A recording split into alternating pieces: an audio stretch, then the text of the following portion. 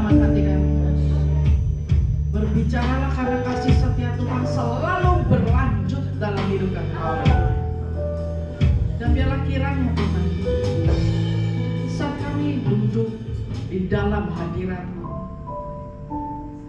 kuasa kelepasan terjadi dalam nama Yesus.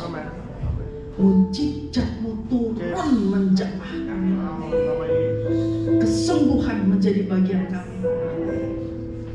Dan pikiran-pikiran orang benar itu terbuka untuk hidup kami. Terima kasih Bapak. Kami siap mendengarkan isi hati Tuhan. Yang siap mendengar isi hati Tuhan, sama-sama katakan amin. Tepuk tangan dulu.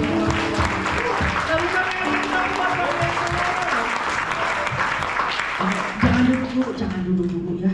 Jangan dulu. Saya kebiasaannya kalau ya udah giliran kita mau khotbah tuh ya jemaat langsung ini cuk gitu ya, kayak ayolah lu ngomong deh gitu ya. Saya mau lihat senyumnya dulu boleh? Saya mana mau lihat senyumnya. Shalom. Coba senyumnya yang gede dulu, senyumnya yang lebar ya. Terus lihat ke kiri ke kanan, gitu ya. Lalu sambil tersenyum pelan-pelan mulai duduk.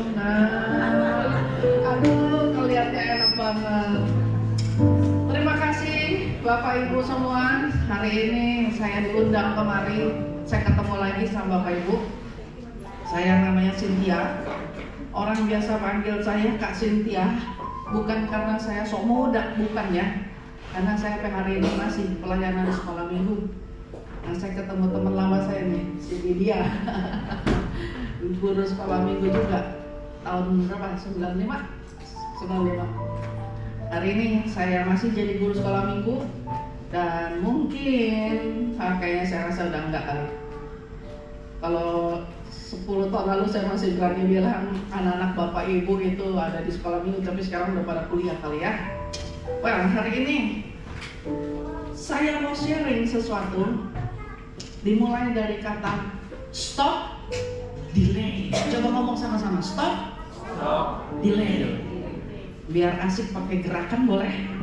Stop, delay.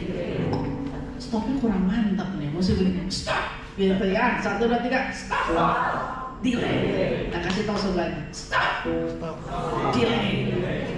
Kasih tahu lagi yang sebelah kiri, jangan stop, delay. Oke ya. Bicara tentang stop delay, bulan Desember yang lalu saya kan ke Batam. Lagi ada acara KKR anak. Di hotel sambil nunggu teman saya mandi, saya putar TV. Ada film ini, Indiana Jones. Waduh, ada yang nonton nggak film Indiana Jones? Nggak tahu ya, nggak apa-apa, tetap masuk surga, amin ya. Nah, di film itu waktu saya nonton ada adegannya, ceritanya Indiana Jones tuh lagi nguber artefak itu adalah benda peninggalan sejarah berasal dari zaman Archimedes. Nah, itu nggak taunya jam waktu. Wow. Tapi jam waktu kuno gitu ya, cuman mengandung nilai magis. Nah, dimana dengan jam waktu itu orang bisa pergi ke waktu-waktu yang lampau sehingga mereka bisa balik ke waktu-waktu kapan aja mereka mau, gitu ya. Nah, rupanya tanpa sengaja ini kok jadi cerita film ya, ini ada hubungannya Bapak Ibu, percaya saya. Ini Indiana Jones itu dalam satu adegan ada dialog. Temennya yang barengan sama dia satu tim itu nanya, Indi, kalau kamu nanti dapat itu jam, kamu mau balik ke tahun berapa? Dan kamu mau balik di situasi apa? Indiana Jones mikir lalu dia bilang, saya mau balik ke zaman ketika anak laki-laki saya itu, my son, the only son that I have, mendaftar army. Saya mau datang di saat itu, saya mau ngomong sama dia, stop, kamu jangan daftar army. Gara-gara kamu daftar army, kamu mati. Gara-gara kamu mati. Nih, lihat nih, hari ini nih, gue nih sama emak lo. Jadi dia tuh sama istrinya tuh bercerai. Gara-gara lo mati, mama kamu tuh gak bisa terima kenyataan bahwa kamu mati. Dan saya sebagai papa tuh tidak berbuat apa-apa sampai akhirnya mengakibatkan kamu mati. Dan itu menimbulkan kekecewaan sampai mama kamu gak mau lagi bersama-sama dengan saya. Dan saya merasa alone, sepi, sedih. Sedih tinggalin ya. Lagi pembicaraan itu berlangsung, Roh Kudus tuh nanya loh sama saya gini, kalau kamu sih, kalau kamu ada kesempatan, kalau aku kasih kamu kesempatan, kamu mau balik ke tahun berapa? Kamu mau balik ke posisi yang di mana? Pertanyaan yang sama. Kalau hari ini Tuhan tanya sama Bapak Ibu, Bapak Ibu mau balik ke posisi tahun berapa? Dan ke posisi saat Bapak Ibu lagi ngapain? Mungkin ada yang bilang ini, waduh itu mungkin saat waktu saya lagi pilih pasangan gitu kali ya. Sebab yang kali ini kayaknya gue nyesal banget kawin sama dia gitu ya. Ada lagi yang, aduh itu mestinya di saat waktu tuh gue kelar kuliah tuh lagi pilih mau kerja di mana tuh, aduh kenapa gue nggak pilih kerja malah gue pilih kawin sama dia gitu ya. Atau aduh kenapa ya gue nggak pilih waktu itu ikut pergi sama teman keluar, kalau nggak kan hidup gue udah lebih baik daripada tahu. Gara-gara ditanya gitu tuh ya saya nggak lanjut tuh film tuh nggak kelar, terus saya mikirin gitu ya, mikirin kira-kira gue mau kemana gitu. Lama akhirnya saya bilang, Tuhan, saya nggak kepengen balik ke masa manapun. Saya tidak pernah menyesali setiap keputusan dan pilihan hidup yang saya jalani. Terus Tuhan ngomong sama saya begini ya, bagus. Artinya apa? Artinya tidak ada satu hal pun yang tidak selesai di dalam hidup. Lalu Tuhan ngomong ini, untuk lanjut masuk ke tahun-tahun berikutnya, kamu harus ngerti satu hal. Stop menunda hidup kamu. So, stop delay ini adalah satu hal yang saya dapat waktu bulan Desember kemarin. Dan saya rindu untuk saya sampaikan. Stop delay itu bicara tentang sesuatu hal yang disebut tertunda atau menunda. Ya saya memang bikin ini pakai Canva, jadi kawan-kawan multimedia mungkin agak kesulitan. Kalau misalnya diganti ke PPT mungkin agak berantakan hurufnya. Tapi Bapak Ibu jangan kecewa, nanti kan saya jelasin, oke ya? Di dalam Ulangan 2 ayat yang ketiga ada satu peristiwa ketika Tuhan berkata begini kepada bangsa Israel, cukup, gitu ya. Kata cukup, kalau yang ngomong ini pasangan, biasa ya. Kalau yang ngomong ini anak atau yang ngomong ini parents, biasa. Cukup. Tapi kalau Tuhan yang ngomong, you have to pay every attention. Telah cukup lamanya kamu berjalan keliling pegunungan ini. Beloklah sekarang ke utara. Bukankah hari itu mereka semua udah mau tiba masuk ke dalam tanah perjanjian? Udah. Mereka sudah lewatin itu peristiwa. Ketika mereka sampai di situ, mereka ngomong sama Musa kan gini, Musa, kirim orang dong, kita kan gak tahu itu tempat yang kita masuk bakal bagaimana. Kirim orang, dikirim 12 penyintai. 10 balik ngomongnya begini, waduh itu tempat keren banget. Hasil buminya luar biasa. Tapi, itu kota berkuburan. Ada orang-orang raksasa, wah kita nggak bisa dimakan sebab mereka itu pemakan daging karnivor. Mereka bisa makan kita loh katanya. Kanibal. Mereka bisa makan kita hidup-hidup. Karena mendengar situasi itu, orang Israel ketakutan. Lalu mereka bilang begini, kalau gitu bubar. Kita akan balik ke Mesir dan pilih pemimpin baru. Ambil begitu. Padahal yang pilih Musa itu Tuhan. Tapi mereka mau bongkar perjalanan yang dipimpin Musa 40 tahun sampai di bentangan tanah perjanjian. Mereka mau bongkar hanya karena kesaksian 40 hari dari 12 pengintai. Bayangin perjalanan 40 tahun berapa generasi itu? Mau dibatalin begitu aja. Gara-gara orang ketakutan lantaran laporan 10 orang yang cuma ada 40 hari di satu tempat itu. Oh, Tuhan marah banget. Dibantai habis tuh. Semua yang memberontak 10 pengintai habis. Disisain cuma 2. Maksudnya pemimpin, Joshua dan Kaleb. Setelah itu mereka dalam keadaan takut tuh, gak berani maju. Lalu mereka bilang begini, Oke, kan yang penting kan kita masuk tanah perjanjian, bukan? Mau caranya bagaimana terserah kita dong. Daripada mereka ambil jalan utara, di mana di jalan itu mereka harus nyebrang sungai Yordan, lalu ketemu tembok Yeriko. Sebab di balik tembok Yeriko ada orang-orang suku Enak. Suku Enak adalah orang-orang raksasa. Mereka takut tuh ketemu orang raksasa. Jadi mereka bilang gini, gimana kalau kita ke arah selatan? Kita naik ke pegunungan Seir. Di sana itu nggak ada raksasanya. Oke. Yang penting kan kita masuk. Yang satu lewat jalan pantai, tapi kita bakal ketemu raksasa. Yang satu lagi, ya memang jalan mendaki, tapi kita nggak akan ketemu raksasa. Kans kita untuk menang lebih besar di situ. Ternyata salah. Di situ mereka dipukul Allah, dibantai habis.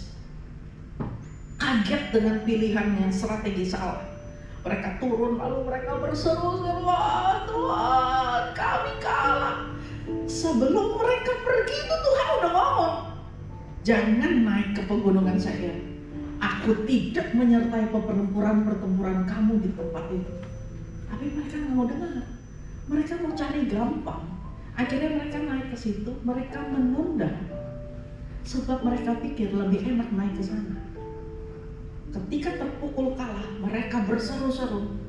Ada satu kata di dalam Ulangan 1 dibilangnya begini, tetapi Tuhan menutup telinganya, tidak mendengarkan seruan mereka.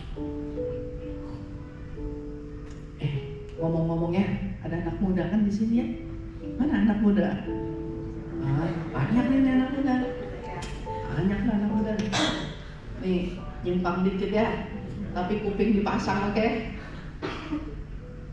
Saya kasih tahu nih. Kamu kan muda ya. Kalau mama bawel, papa bawel, dinasehatin, mulut diem aja. Diocehin, diem aja udah, dengerin aja. Nanti ada waktunya ya, kamu kangen suara mama tuh, dia udah gak bunyi. Kamu ke kuburan juga dia gak bakal bangun. Paham? Nah, yang anak muda katakan amin. Nggak denger. Yang anak muda katakan amin. Sekarang ngomong sama pasangan nih ya. Ngomong sama yang pasangan nih. Papa, mama. Kalau lagi berantem ya, atau kalau lagi debat, saling ngomong kan. Biasanya istri itu di pihak yang paling banyak ngomong. Dengerin aja. Ngomong apa? Dengerin aja. Ntar kalau dia udah nggak bunyi, di sini ada selang. Di sini ada selang. Udah terkapar nggak ngapa-ngapain. Kamu nanya, Mah, kos kaki di mana? dia nggak jawab. Nah, nyesek loh rasanya. Ya, paham ya? Apalagi sama Tuhan ya. Makanya dengerin. Amin. Telah cukup. Akhirnya Tuhan tutup. Makanya akhirnya dia kemana? Mereka akhirnya pindah. Mereka masuk. Rencana Tuhan tuh cuma begini, bawa keluar dari Mesir, nyebrangin Yordan, masukin tanah perjanjian, kelar gitu ya. Pakai cara siapa? Cara aku gitu ya, Tuhan bilang. Tapi mereka nggak mau. Sebab manusia itu punya kecenderungan selalu ngapain? Selalu menolak untuk maju ke depan. Maka Tuhan itu selalu mendesak kita, zat gitu ya, didorong tuh zat gitu tuh untuk maju ke depan. Tuh lot ya. Kalau nggak ditarik tuh tangannya sama Tuhan, gitu ya. Itu semua masih mandangin rumahnya. Ya ampun, papi, rumah kita, papi. Kita udah bangun ini lama, papi. Harta kita, papi. Cepetan. Malaikat bilang, aduh papi, itu ternak kita satu pun nggak diangkut, papi. Itu bagaimana, papi? Kalau malaikat nggak tarik ini, mati itu semua. Bininya masih ngarang, aduh papi, itu bagaimana, papi? Aduh perhiasan saya, papi. Jadi dia garam. Tahu yang garam apa? Sekalipun dalam arti rohani hari ini adalah orang-orang yang sudah mengkristal, yang tidak bisa diganggu gugat, udah hatinya tuh terlalu pahit dan tawar, gak sanggup melihat yang dia punya itu gak bisa dia pegang. Menuju ke depan, dia tidak bisa hidup. Dia hanya cuma jadi tiang garam, berhenti hidupnya di masa ketika dia berhasil. Dulu ya, nah itu manusia. Waktu gua kaya, dulu ya, waktu gua muda, dulu ya itu tuh dulu ya. Kalau ntar dia dapat tawaran kayak Indiana Jones, gua mau balik ke tahun berapa? Gua mau balik ketika waktu malaikat itu tuh ya narik tangan gua mau tarik ke semua harta gua, paham itu kayak gitu. Karena manusia tuh nggak berani tuh mendalam ke depan tuh nggak berani. Nah, iblis selalu tertarik dengan masa depan kita. Kenapa? Kalau ini masa depan nih, ini adalah berkat yang Tuhan udah taruh di sini nih. Cynthia, kamu punya berkat di sini. Siap Tuhan. Cynthia di mana? Cynthia tuh di sini, masih di sini. Karena ini kan belum masa depan. Cynthia masih di sini. Iblis tertarik dengan masa depan kita. Kenapa? Iblis itu nggak tertarik ambil ini nih. Berkat kita ini dia nggak tertarik, ngapain? Orang dia nggak bisa pakai, yang bisa pakai itu kita. Tapi dia hanya ingin melihat untuk kita gagal ada di sini, itu aja. Dia cuma perlu melihat proses dari titik saya berdiri di sini menuju ke masa depan. Dia akan main di proses ini, yaitu proses untuk membuat saya gagal untuk sampai ke situ. Cuma itu aja. Dia nggak akan mengambil, dia hanya cukup membuat saya gagal ke sana dengan cara apa? Menunda. Setiap saya mau melakukan, lalu saya bilang ini, oh ya nanti dulu deh. Setiap saya mau bikin, masih lama. Setiap saya mau bikin, harus sekarang begitu. Nah itu. Sebab hal-hal yang membuat Israel tertunda, satu, itu keraguan-raguan.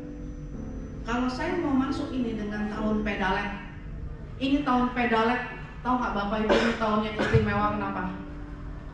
Pedalet itu kan bentuknya gini ya, ambang pintu lalu ada engsel yang gini set gitu ya. Tapi ini udah nggak ada pintunya, ini udah terbuka. Karena ini disebut tahun pintu-pintu terbuka. Artinya udah nggak ada pintu. Bapak Ibu nggak perlu pakai kunci khusus tuh untuk buka tuh nggak perlu. Bapak Ibu nggak perlu pakai kode cocok nggak perlu. Nggak usah pakai sapa-sapa, itu udah tinggal masuk, gitu. Karena ini tahun pintu terbuka. Hanya bagaimana cara kita masuk. Pintu itu kan ada engselnya, ada atasnya nih, atas ambang, lalu ada engsel. Itu kan macam orang yang lagi nunduk begini. Cara kita masuk di pintu terbuka ini, oke kita akan melangkah dengan pasti. Tapi tapi kita akan pakai dengan cara Tuhan. Kita akan pakai dengan kerendahan hati. Kita akan pakai dengan cara yang Tuhan lakukan di depan kita. Sebab ini disebut juga the year of suddenly. Apa itu the year of suddenly? Tahun tiba-tiba.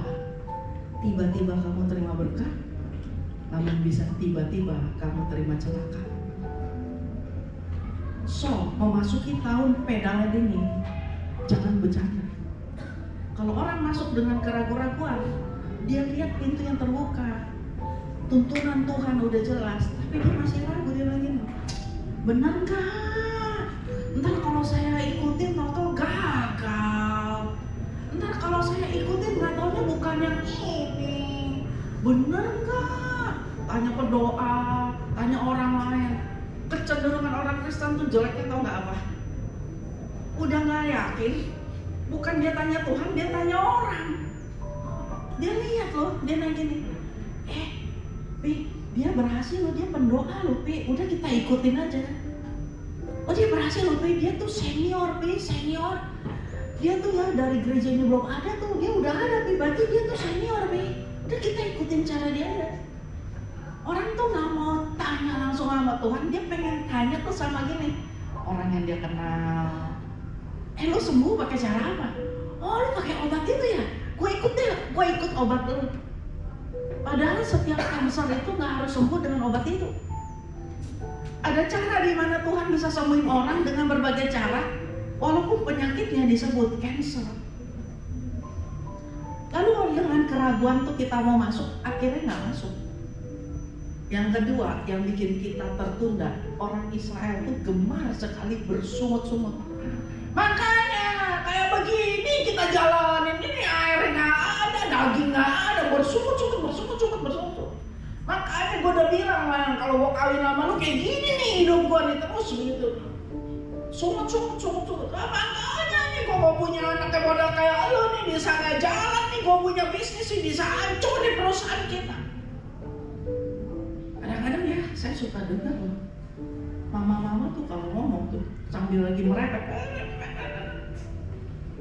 Makanya otak lu nggak nyampe sih, mau nyampe kemana, Mam? Otak orang mau nyampe kemana, naik apa? Ya saya suka dengar tuh ada yang ngomongin, anak lu gak pintar, aduh pandai, bisa diterima di UI, bisa kuliah di luar negeri. Anakku mah otaknya nggak nyampe. Saya punya temen loh, saya ingat banget. Hari itu dia mau merit, belum juga di pemberkatan, belum dia masuk pakai baju baru, udah mau siap pemberkatan, kita teman-teman udah pada datang. Selamat ya lo mau merit. Dia bilang begini loh, gak tahu deh gue kawin sama dia berapa lama, nggak lama kali gitu. Dia belum diberkati, dia kasih tanggal expire tuh di akte nikah dia. Dia belum diberkati, tapi aktenya dia udah kasih tanggal, nggak lama gitu loh. Emang nggak lama. Hari ini dia juga tetap sendiri. Kadang-kadang saya pikir kenapa ya ada orang tuh pakai mulutnya tuh nggak wise. Mama-mama ya, kalau lagi kesel sama anak ya, jangan merepetnya tuh nggak ada guna. Kalau kita mau dia ikutin keinginan kita tapi dia nggak bisa ngikutin, kita kesel. Ngambeknya gimana? Udah deh, gue mati aja deh. Suka begitu, ngancam. Biarin nih mama mati aja nih, kalau mati biar tahu rasa. Saya kasih tahu ya, kalau Tuhan sampai dengar, kalau langsung dibikin mati mah gampang ya. Kalau Tuhan tersinggung gimana? So tahu loh, kayak lo yang tahu aja tanggal mati lo. Tuhan tersinggung loh. Kita kadang-kadang tuh punya omongan, biarin aja deh, biar sui deh. Tahu biar sui itu gua lumpur. Kalau udah sampai lumpur gimana? Biar miskin sekalian. Kalau mau miskin gimana? Orang padahal kan takut mati, takut miskin, takut susah, takut nggak punya duit gitu, takut sakit, takut capek, takut ribet. Tapi ngotot itu bikin pintu perkataan tuh nutup. kita tertunda. Apalagi pemberontakan karena nggak percaya Tuhan. Wah, Tuhan mah nggak bakalan bisa ngadepin tuh tukang preman itu. Tuhan nggak bisa. Tuhan nggak bisa ngadepin ketika duit gua kegulung di sini nih. Mau keluarinnya bagaimana? Orang udah kegulung semua. Tuhan mah nggak bisa deh ngelobi gitu terus. Tuhan mah nggak bisa. Ini mah area gue. Udah gua nggak mau ikutin ini. Pakai puasa lagi. Yang bener aja lo puasa pakai puasa. Kadang orang Kristen tuh terlalu sotoy. Kalau dikasih tau gini, mau nggak mau kita doa deh. Aduh, gue tanya ahli ekonom aja deh daripada doa, kan gitu. Lu mending puasa deh.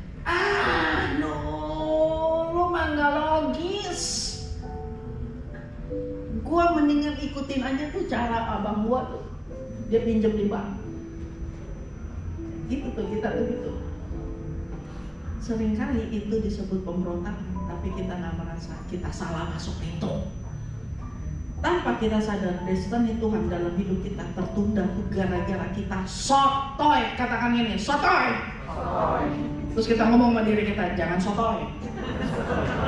Jangan sotoy.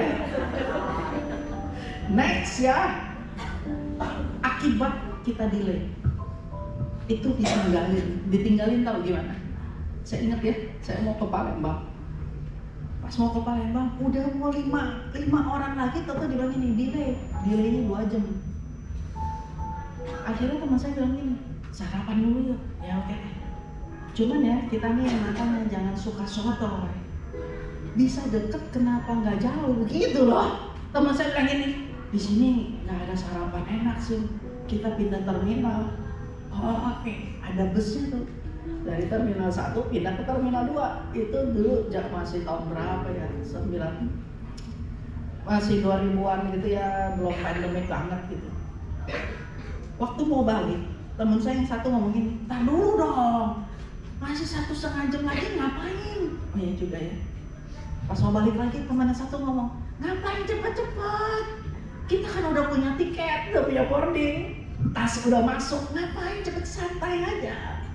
Oke. Tahu giliran mau balik nggak ada bus. Akhirnya apa? Akhirnya ketinggalan. Ditinggalkan sama pesawatnya. Gara-gara orang beli lagi tuh tiket. Untung cuma ke Palembang, ya kan? Kalau kalian misalnya ada di satu negara dan ketika itu kita connection flight-nya itu gara-gara pesawat yang kita naikin yang pertama itu delay. Saya pernah tuh dari Jakarta ke San Francisco mau nyambung ke Portland, pesawat yang dari Jakarta menuju San Francisco tuh delay. Connecting flight saya selesai, bye-bye. Tapi untung aja perjalanan hampir 21 jam kan itu kita dapat ganti, sehingga saya masih bisa istirahat. Coba kalau enggak, itu ke Palembang keluarin lagi duit itu sambil mukanya begini gara-gara elus. Paham ya? Kalau dalam hidup ya, ditinggalkan akibat kita menunda, dibayar pakai air mata, nggak bakal lunas loh, nggak lunas. Pakai penyesalan guling-guling tuh nggak bakal tuntas gara-gara ditinggalin. Yang lebih konyol yang ini hilang kesempatan itu lebih konyol. Tadinya udah punya. Saya punya temen ya ngomong gini sama temennya ini, anak lu kan udah lulus ya, cepet masukin lamaran ke gua. Itu formalitas doang, lu masukin aja, nanti nih gua yang terusin. Bisa kerja hari itu di kantor BUMN. Wah keren banget. Oke. Dia ngomong sama anaknya kan. Nah saya itu nggak tahu anak muda zaman now tuh ngomong secepatnya itu. Dia nanya kan sama mamanya, kapan mesti masuk mah? Mamanya ngomong ini, secepatnya. Nah anak muda zaman now tuh ya mungkin secepatnya itu tuh 5 bulan kemudian gitu ya. A few hours later gitu kali ya. Jadi tuh waktu dibilang secepatnya tuh anak pikir gini, yang penting gue udah dapet tempat, paham? Dia nggak masukin dong. Mamanya nanya, mana? Iya, mana? Ntar, mana? Ya besok, tar sok, gitu kan? One day, teman mamanya telepon 2 minggu setelah dia kasih penawaran itu. Sorry ya, anak lu nggak masukin nih. Gue kedatangan melamar dari Australia. Dia masukin lamaran, gue terima. Hilang. Dalam hidup kita nih, kita bisa pegang pernikahan kita. Kita bisa pegang bisnis kita. Kita bisa pegang pekerjaan kita. Bahkan kita bisa pegang relationship kita. Tapi itu ketika terjadi konflik, itu tidak diolah, gak diproses, ditunda untuk diselesaikan. Konflik keluarga, mamanya bilang cepetan minta maaf itu sama tuh anak. Ya gampang lah gitu terus. Si papi bilang gampang lah. Si anak cepet minta maaf bang papi. Ya kan yang salah papi dulu. Ya masa aku? Gitu kan. Pasangan sama pasangan. Gue mau minta maaf. Gue enggak. Ya gue juga enggak. Emang siapa yang butuh permaafan lu gitu ya? Gue juga enggak butuh gitu. Terus gitu. Ditunda. Kalau udah ada yang mati, nangis tebak peti. Dia nggak bangun. Cuman dikelarin aja tuh ditunda. Nantilah, jangan sekarang lah. Nantilah habis pemilu. Sekarang kan lagi pemilu udah kelar. Nantilah, tunggu dilantik gitu. Dan dilantik nanti terus. Hilang, ditolak, diusir. Bukankah aku tidak mengenal engkau? Karena ditunda. Tahu yang ditunda? Jam doa ditunda. Kamu bisa doa sekarang. Nantilah, habis lembur ini. Kamu bisa ibadah sekarang. Kemon lah.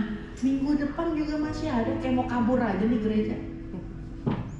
Kamu harus puasa sekarang. Kemon lah. Saya puasa melulu, kapan makan enaknya gitu. Terus ditunda.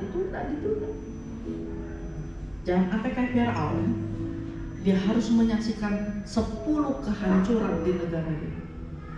Baru dia gitu. Lepaskan bangsa Israel itu untuk pergi beribadah kepada Tuhan Allahnya.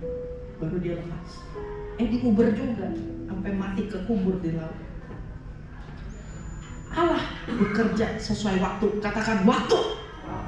Stop delay. Jangan sotoy. Allah bekerja dengan waktu. Allah bekerja dengan stop. Allah bekerja dengan ya. Next. Keluarnya dari mana? Mau nggak mau bertobat, Bapak Ibu, bertobat. Bertobat tuh artinya tuh begini. Stop. Jangan dibuat lagi Tuhan. Tuhan, saya salah Tuhan, saya salah. Jangan pakai kotor. Habisnya waktu itu ya Tuhan ya, gitu tuh jangan. Nih ya, kalau nanti di depan tahta tuh, Kus-Plus aja tahu loh. Kus-Plus tuh ngomong gini. Andai kau datang kembali, apakah jawab yang akan ku beri? Kus-Plus tuh. Kita jangan nanti di depan tahta tuh garing, paham ya? Garingnya tuh begini. Tuhan nanya ya, kenapa yang dipersatukan Tuhan dipisahkan manusia? Terus kita ngomong, habisnya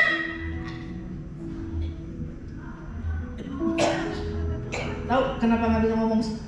Karena roh yang di dalam kita tuh bersaksi loh. Dia ngomongin, no, kamu bohong, bukan itu, kamu bohong.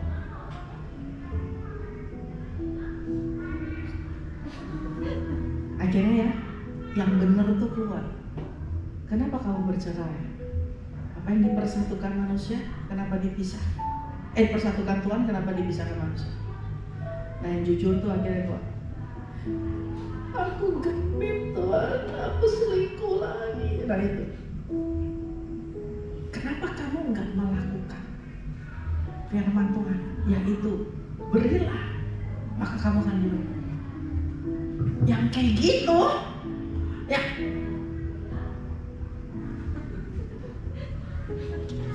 Terus tuh bersaksi tuh di dalam tuh terus bersaksi. Nah, akhirnya keluar tuh gitu. Aku pelit Tuhan, aku pelit Tuhan. Kenapa kamu menjauhkan diri dari pertemuan-pertemuan ibadah kan? Tahu gembala? Dari mau ngomong gembalanya nyebelin, banjir, macet, ujung-ujungnya ngapain? Aku males Tuhan, aku males. Nah, ya. So bertobat tuh jangan sampai garing di hadapan tahta. Tahu gimana? Waktu Tuhan nanya tuh kita gini.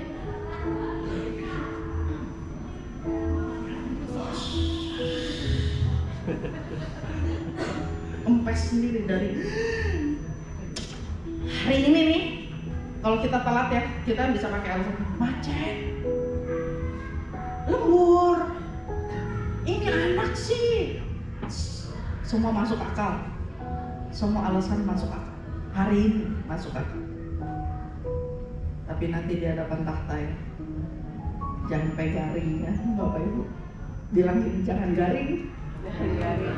Dan kasih tahu semuanya gini, lu jangan garing lu. Lakukan yang benar. Abraham tuh dijanjiin anak. Lalu Sarah ngomongin, Abraham, lu pikir dong, lu pikir kita udah tua, gua udah tua, lu udah tua. Tuh si Hagar, lu ketemu sama Hagar, nanti anaknya tuh jadi anak kita. Caranya, kenapa harus cara manusia? Kayak orang Israel, dia tahu harus lewat utara, maunya lewat selatan lu. Mereka pikir gini, yang penting kan dapat anak, mau caranya lewat mana kan terserah kita. Paham? Kadang-kadang ya, saya disuruh baca Alkitab sama pemimpin saya 10 pasal sehari, saya nggak kuat, sungguh. Akhirnya saya tipu ya diri saya sendiri. Saya nggak mau pakai Alkitab, saya mau pakai iPad. Karena kalau baca pakai iPad, belum tiba waktunya, itu udah tinggal 2 baris lagi, itu tinggal pencet ganti halaman. Saya ngomong sama diri saya begini, dia suruh gue baca, kalau dia nanya, lu baca Alkitab nggak? Gue bisa bilang ini, baca. Tapi dia nggak perlu tahu caranya. Caranya gimana? Cara curang. Sebelum kelar pencet ganti pasal, belum kelar pencet ganti pasal. One day Tuhan ngomong sama saya begini, Cynthia, segitu aja kamu mau menghabiskan waktu bersama aku. Sebab baca Alkitab itu bicara tentang how to spend your time with Him. Minta intervensi Tuhan. Nah ini dia. Tahun lalu, persis 24 kemarin itu 1 tahun mama saya meninggal. 2 tahun sebelumnya dia perlu operasi. HB-nya tuh ada di angka 0. Dokter bilang butuh 8 kantong darah. Nah 2 tahun sebelumnya itu COVID tuh lagi tinggi-tingginya sampai butuh plasma darah. Saya punya uang, saya mau beli darah tuh nggak ada. PMI bilang ini, tukar, nggak bisa main kasir. Dalam keadaan bingung, saya angkat telepon, saya cari teman saya yang orang medis. Saya tahu melalui dia itu saya bisa dapat darah. Baru saya mau pencet ngomong, tuh Tuhan ngomong sama saya gini loh, orang gitu sih dia. Iya, ini pokoknya dia bisa lah. Tuhan kasih tahu gini, kalau kamu telepon dia, pasti dia akan kasih yang kamu butuhkan tuh, kamu bisa dapat dari dia. Tapi detik itu juga dia akan jadi Tuhan. Dia akan jadi Tuhan kamu yang baru. Sampai digituin. Kaget saya. Dia akan jadi Tuhan kamu yang baru sih dia. Tapi kalau kamu berseru kepadaku, aku akan kirim orang. Saat orang itu memberi, dia tidak akan merasa dibebani. Saat kamu terima, kamu gak akan merasa utang budi. Nama siapa Tuhan? Masuk WA dari salah satu guru sekolah minggu, kawan saya. Kak, lu di mana? Dia cuma WA, saya juga gak berpikir dia. Di rumah sakit gue lagi nungguin mak gue nih, gue lagi cari darah. Itu posisi jam 4 sore. Besok pagi jam 10 pagi itu 8 kantong tuh dibutuhkan untuk operasi mama saya. Oh, lu mau butuh darah? Iya, dalam hati saya nih ya, lu pasti orang yang kadang-kadang kan suka kasih komen-komen. Oh, lu di sini aja, lu di situ aja kan gitu ya. Saya udah mau gitu ya. Tau-tau dia bilang ini, kalau butuh darah berapa? 8. Tenanglah itu, gue nih anggota donor darah. Lu butuh 8 ya? Ntar ya, gue kumpulin. Dalam waktu sekejap dia kumpulin 8 orang. Terus dia bilang ini, kita ke PMI Tangerang bareng bisa gak hari ini? Bisa. Lu kan lu urus surat, lu minta dari rumah sakit permintaan donor darah untuk ditukar ke PMI. Sekarang juga kita ketemu di PMI Tangerang jam 6. 8 orang beserta saya, 9 orang setor darah. Mama saya dapat darah besok pagi jam 10 pagi dia operasi. Ada 8 kantong darah menyertai dia.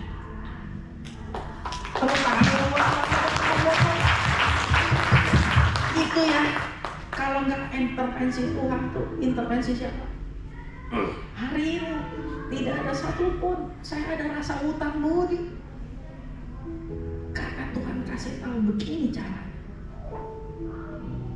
Begini caranya. Stop delay. Jangan sotoy. Tuhan bekerja dengan waktu. Dan ingat, jangan kompromi. Amin. Saya mau akhiri. Ada satu ayat. Perhatikan bagaimana kamu hidup.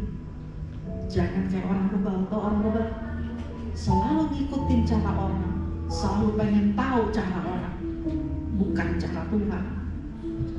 Pergunakan waktu yang ada, karena hari-hari ini jahat, apalagi ke depan itu jahat. Next, kita harus mengerjakan pekerjaan Dia yang mengutus aku selama masih siang. Masih siang tuh masih apa? Nih, duit masih tebal di kantong, masih kuat, kesempatan masih banyak. Anak muda, mumpung masih muda, kerja, jangan tunggu warisan. Paham ya? Masih punya duit, sebisa memberi. Sebisa ditabung. Selama masih kuat, belum terbaring, belum begitu tuh, beresin urusan, konflik diberesin. Sebab akan datang malam. Apa itu malam? Waktu duit gak ada, waktu orang tinggalin kamu, kesempatan gak bisa kamu dapat lagi, saat tenaga udah gak ada. Kalau itu terjadi, jangan sampai kamu kalah. Amin. Stop delay. Stop delay. Mari bangkit berdiri. Coba nyanyi lagu ini ya. Lagunya kan ini. Oh Tuhan menyinari engkau dengan wajahnya dan memberi engkau kasih karunia. Tuhan menghadapkan wajahnya kepadamu dan memberi engkau damai sejahtera. Demikianlah harus engkau meletakkan nama Elohim Bapa, Putra dan Roh Kudus di dalam nama Tuhan Yesus Kristus yang menjadi juru selamat kehidupan kami. Kami sudah berdoa dan mengucap syukur. Yang percaya akan berkata, amin. Selamat hari Minggu, dan Yesus memberkati.